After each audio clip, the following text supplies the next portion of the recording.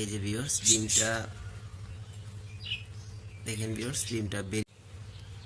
তো ভিউয়ার্স আমি এখন আসলে দেখানোর চেষ্টা করব আমার এই পাখিটা যে কেন মারা গেল। দেখুন ভিউয়ার্স এখানে 4টা ডিম রয়েছে, হ্যাঁ 4টা ডিম রয়েছে।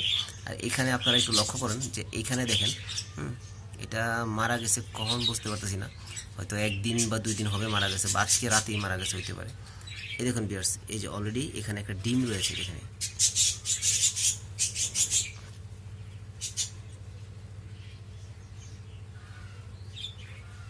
এই যে ভিউয়ার্স ডিমটা দেখেন, ভিউয়ার্স ডিমটা বেরিয়ে গেছে। যাই হোক ভিউয়ার্স আমার মনে হচ্ছে যে এটা এই ডিমটার জন্য এই ডিমটা আটকে এটা মারা গেছে, হইতে পারে বিষয়টা এমন। দেখুন ভিউয়ার্স এই এটার মূল যে প্রবলেমটা সেটা হচ্ছে পাখির খাবার দাবার। হ্যাঁ পাখির যদি আপনি সুষ্ঠু পরিবেশে ভালোভাবে খাবার না দেন, সবজি টবজি জাতীয় কিছু খাবার এবং নরম টাইপের কিছু খাবার দিতে হবে। দেখেন ভিউয়ার্স আমার এই পাখিরা খুব নতুন ছিল, অল্প কয়েকদিন বয়স। এটা একবার শুধু এটা আমাকে বেবি দিয়েছিল, পরেই এটার যেই মেয়েটা ছিল সেটা চলে যায়।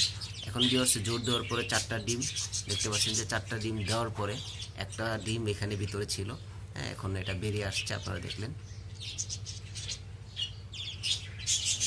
যাক ভিউয়ার্স পাখিকে আপনারা পুষ্টিকর খাবার দাবার দিবেন এবং এক বাইডিং হলে এটাকে আসলে লক্ষ্য রাখবেন যেন এটা ডিমটা আবার বের করে দেওয়া যায়, একটু প্রেশার দিয়ে বের করে দেওয়ার চেষ্টা করবেন।